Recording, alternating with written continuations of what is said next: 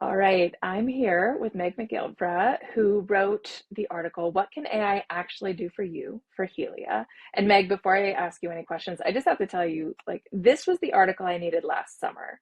I remember being at dinner with my friends, three girls, all of whom work in tech and were like AI power users already. And I had maybe asked ChatGPT for help with one thing, but I really didn't get it. And I remember asking at the dinner table, well, what can it do? And they said, well, really anything you can imagine. And in my head, I was like, that is it's true, but that is the least helpful answer. I was like, I need something concrete. I need a way to get started because now you have just made this thing that was a black box seem like a really powerful black box that is terrifying. So anyway, your article I think makes AI feel so approachable.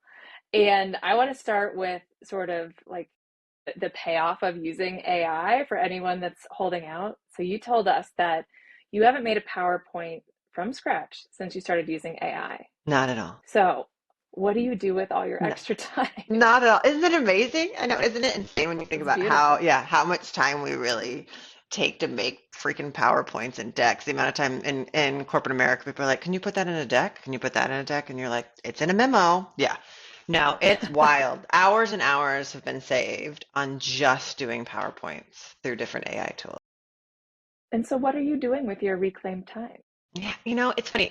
I think that like my ultimate goal and all of the AI stuff was how do I get more time to be more human, right? Like the Mm, things I love and the things I'm good at is relationships and meeting people and learning about people and like that's really important to me. That's where impact sits. That's where, love and yes. happiness and joy sit, right? Is those time with people. And so AI has allowed me to have a whole lot more space to do that, right? To spend more time just listening to Mm. someone and hearing what they need or how I can be helpful to them, instead of just doing busy work that's no fun to anybody. That sounds like such a beautiful payoff. And as someone who, I won't describe the task I had to do because it's complicated, but last night I realized I forgot to do something. And my first thought was freak out. This is going to take a couple days. Cowork did it for me in 10 minutes. Yeah, I And believe most it. of that time was me getting my prompt perfect. Like it really Yeah. did it in about five. So I totally agree. One of the questions I had for you is how do we keep, and this is sort of a big philosophical question I'm thinking about, because in the same way that email, at the beginning, we're like, oh, it's going to save so much time. Well, it just made us all connected to work after work and on the weekends. So, how do we keep, how do you think about that slippery slope of, yes, AI does all these things, so I have more time, but what if I, how do I keep from filling up my plate with more things? Yeah. Yeah, it's a good question. And I think there's a lot of companies out there that would love to fill up your plate with other things too, right? If you've got that time, if it's augmenting some of your workload, then you have time for other things. And so, I think about it in two different sectors, right? So at work, it's I ensure that the time that I am paid for my work duties are spent on the thing I'm paid to do, which is Mm, partnerships, right? In okay. my job description, it sure says I need to be able to present information, right? Um, and I should practice being able to do that visually. I should practice being able to do that in speeches and things like that, but I don't need to do that in a Hmm. PowerPoint deck, right? And so I think I'm just reclaiming what I'm really hired to do, and I can spend more Mm, time on building those partnerships, on doing those things that only I can do, right? AI can't do that. Only I can have to sit there and have that conversation with a partner, understand how systems work does. And then I think the other bucket on a personal level is I think you have to be really intentional about reminding yourself that you had AI start doing these things so that you could spend more time with your children. So you could go to the right. park more, right? I don't need to sit and make meal plans because AI has done that to the dietary needs of my children for the whole entire week and set up the time of how I'm going to roast something throughout the night and Hmm. timed my meal for me. I don't need to take the brain power. And so I don't know, I think on a personal level, it's like be intentional about making sure that you are using that time for what you saved it for. Mm, But I also think as a caregiver, like as a mom, I don't know that it totally gives me more time as much as it takes out mental load. So the instead of thinking burden about goes 50 away. things, I'm thinking about 20 things. So I don't actually have more time, but my I'll brain take doesn't it. hurt as much, right? So like how do I I'll just take decrease, that. yeah, the emotional load? Yeah, I will take that. And if you saw my eyes, I was just like, I'm not using AI for meal planning, and why not? Right. Right. Yeah. Yeah. Okay. Yeah. I have a Okay. bot that tells me what time to put in each thing based on the time it takes to cook it. Right. And I just made it for Thanksgiving one year because I couldn't manage. Like, when does the potatoes Wow. go into the turkey? And my oven's only this size. And like, Okay, I'm after this, I'm going to be yeah. asking for access to your bot Yeah. for cooking. That's Yeah. amazing.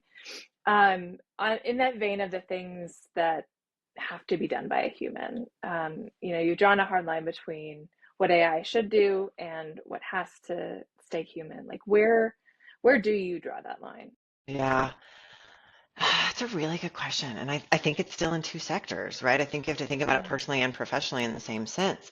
You know, AI can't discern and provide context, right? And so I think anything that requires some level of like, and I think all AI outputs right now require some level of discernment, right? Like I need to be able to look at it, understand it, figure out what's right about it, what's wrong about it, see where it's coming from, right? So that I don't AI can't check itself. So you almost always need a human in the loop to be able to manage those things, Hmm. right? Hmm. Um, I don't think, and maybe this changes in the future, I don't think AI can ask good questions, right? It's getting Mm. there, right? We all had to do hours and hours of prompting classes when it first LLMs first started to be big, and now we have to do less of that because it's starting to become intuitive. But it's never going to be intuitive in the context. So I think about it like an intern. If I have a student intern, they might have all the hard skills they need. They don't have the context of what that hard skill means in this role, in this job. And so that has to continue to remain very human. And then I Right. think a lot about like the ethical lines of, use when kids are using it, what's a good handoff when you come to like social work and counseling, right? I love AI tools for like quick counseling and quick answers around resources. But when it gets Hmm. to a point where somebody needs quick intervention and intensive intervention, it's got to come off into a human, right? And so that goes back to that discernment, right? Of like, Yeah. so I think that's where my mindset's on it right now. But I think that's going to change. Yeah. The nature of the question and the nature of AI is such that it will change probably in 2 weeks, if not sooner, Right. and then another time 6 months from now. Yeah. Um, Getting into use cases, I'm curious since you've got an MSW background and you've been working in nonprofits and at Europe, like what's a use case that you've seen for AI that surprised you Hmm. or that you didn't expect AI to handle well? Oh, that's a good question. I don't know that I have a good answer for that.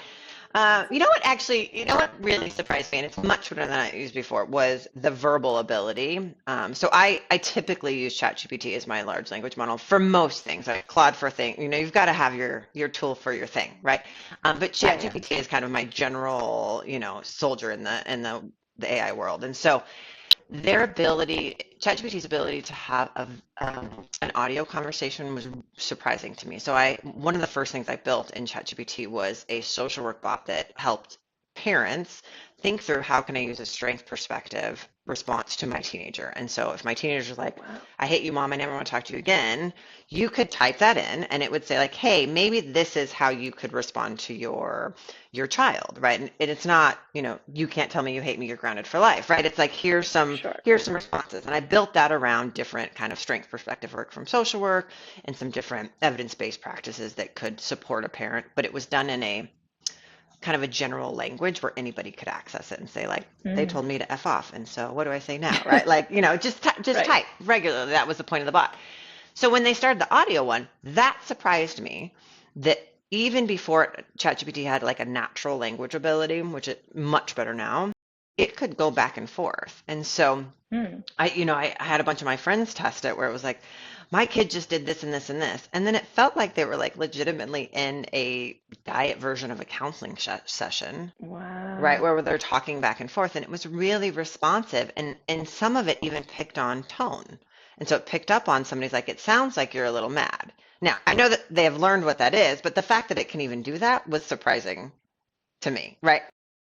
It's a, that's surprising, a little spooky. Like it means that it's good at it. And it goes back to that question of where do you draw the line of if I'm that parent and I find it useful in certain moments, but there might be a time with my child that we need to go see a human to What's work the through some things handoff? Yep. together. Yep. Yeah, what's the And handoff? how do you That's what the create machine that, right? actually. Like how do you take those, the bot that I created isn't like out for public access by any means, but if I was to do that as a long-term intervention, it's like, how do I make it so it can produce something, a treatment plan to be given to a live social worker or a counselor. Right. So when they move to the next step, it has some sort of therapeutic history that can say like, here's Mm, what mom was really struggling with, and here's what the child was we were talking about, so that that person, that social worker can come up quicker. well, and it's even when I'm just like talking to a friend or my husband about a tough day, I find it so hard to re-explain what happened in a moment that I need help with. And I find that, imagine it's the same when you go to the therapist, like trying to narrate all of the things that have led to this moment. I think it would be really useful to have a log of that. Yeah. And I can I use imagine. it on the way to meetings right now. Like the audio version is my favorite version. And I hope they continue to develop it, because when I'm Mm, on the way to the meeting, I'm like, I'm getting ready to meet with so and so, go out and do some research on this person is, here's the topics I want. Can we like talk through it? And so we can role model, right? Like how this yeah. meeting would go. And I can do that in the car. It's like a much better use of my time than maybe not always. Sometimes singing songs is a better use of my time, but a Yeah, it can much be better good for use of my you. time most of the time. I am shaking my head because I have, confession, not tried the verbal mode yet. Oh, you need the app. Yeah, get the app. So it's that's the reason I stopped, right? You have to have the app. Okay, this we don't have you don't have to guide me through this on You this have to interview, have the but app. Yeah, you I'm going to do. do it today. And they do have a video version as well, which I know people are real cautious of it, having like video space, but to like help it, the original purpose when they first rolled it out was like helping people get across the street that maybe can't see well, right? Or see at all, right? Like it can Wow. interact with the environment. And so my kids one time had played hide and go seek with it, which was super fun. So like they hid my phone and it would like say where it was, and then they would find it, and then it would leave the phone out, and then they Wow. would hide, and he would like guess, or mine's a he. He would guess where it is. It's important. It's important that all my robots are he. Um, I you don't have to explain anymore. I yep, know why. And yes, yep, ChatGPT and Claude are both used to yeah, me. I love it. I get it. Okay, final question. And this is sort of the big philosophical one. What I love so much in your article is you're talking about an ethical obligation to train AI. And this idea that it's being shaped by whoever's using it, the private sector, and especially in tech, like they're the first ones to use it, the early adopters using it heavily. And so we need to get social sector folks using it to help it expand its view of the world. I just wanted to hear more about what you think that looks like in practice. Yeah, that came originally came from some concepts in learning I was doing with somebody named Lori Mazur, and she's amazing. And if you think about like if you just get into like a mid journey, one of the image generators, let's say, and you say, I want to see a professional woman or a professional man, you are likely to get an older white person in both of those Mm-hmm. responses. And so, of course, it's sourcing things from the internet. And so it's not, if you think about it, it's not particularly surprising that that's what it's coming up with. But the first time that that happened to me, I was like, okay, and what? How do I fix this, right? And so, Mm, going back and saying like, voting down that that wasn't the response that you wanted, right? And being able to communicate back with like, that doesn't mean that. It could be this person, it could be that person. And so I think that we have a social responsibility to continue to train it and teach it.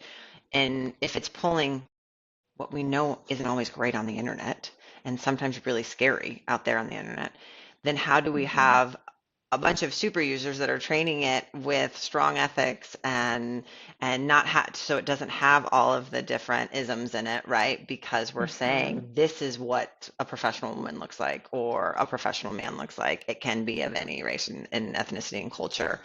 And then that, I think, kind of informs other people when they're using it, right? If I'm training it that way, then when you use it, it should be giving different responses. If there was enough of us doing that, then it changes what's actually producing, what the outputs are. Right? And I think we have a large ethical line. I think the other piece is, there is a huge divide for young people. I mean, that's where my heart is on young people. And so, Mm-hmm. you know, they they're using it, period. they're not always using it with strong instruction from their schools or ways of how to do it. And so how do we help them use it in ways so that the LLMs are trained to be helpful and not produce really yucky results for the young people that are using Yeah. them? Yeah. I've got a 2-year-old, and so the range of things I think about with her and AI go everything from that point, like how do I protect her, to now how do I create a bot that I can talk to about when she yells at me and how I can Right. improve my responses. If you Yeah. have that, I'd love that. Yeah. And everything all the way up to what is the job, the workforce, and Yeah. the jobs that are going to be available to her when Right. it's time for her to go to work. And honestly, Um, the thing that I think that that's so overwhelming for parents, especially parents that don't have any AI literacy themselves, right? And I continue to say to people, like, focus on helping your kids ask good questions. Focus on helping your kids critically such a think, good thing. right? And that's where that like image generation thing that we talked about in the article was really about, Hmm. is like, I don't need to teach them about the hundreds of tools because those won't exist in the future, right? I don't even need to teach them about the jobs they need to train because they're not going to exist when they get a job, right? Like, I think you and I both know that. But I can ensure that they ask really good questions. I can ensure that they question outputs, right? I can ensure Mm, that they understand how to iterate over and over again, and that they understand like the ethics of what they're saying, right? And how they're interacting. That I can teach them now.